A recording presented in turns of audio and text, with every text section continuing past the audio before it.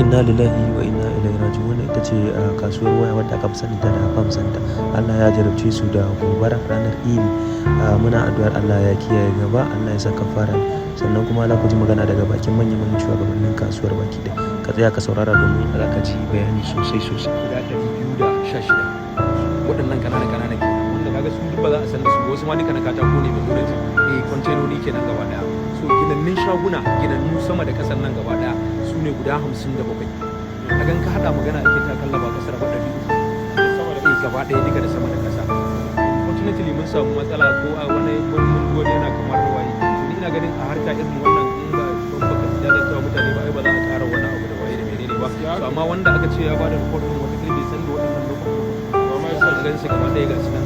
An ce wani daga cikin yan fire service ne ya bada wani report wani abu nan daban da wani. To kaga dai duka irin yadda aka dai yi asara. Kaga nan tun daga nan gurin kaga ga wata irin ta nan ma. So akwai na katako yanzu can gurin ga wata cin da mukulli ai kaga ta katako ce. So in ka ƙara yin gaba.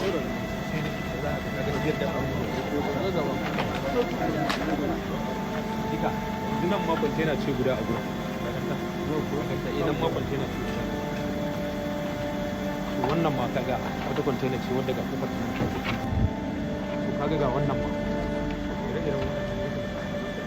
Shaguna shago ne guda zallar iPhone ake sayarwa da Samsung iPhone ne zalla da Samsung gaba da wannan shagon yanzu akalla ba kasar ba an yi asarar kuɗi ko ba miliyan 100 ko na wuce Allah kaɗai ya sani da asarar mata don duka gaba da yadda suke da so haka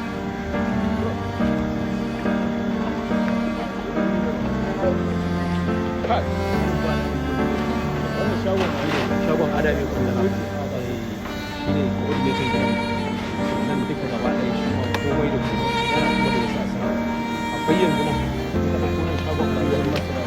nan shagon Aliyu Haidar ko Aliyu Haidar yana sayar da screen na irin manya da abubuwa da wallahi yayan mu kaga shi gaba ɗaya ma shi ne shi duka ko da shaguna da saka shago gaba ɗaya ne wannan kinga sai da wannan a baya ya zo dai garin ya kalle da abubuwa da wani abun ya wajen taba shi ya ko ce ga jimilin nan ma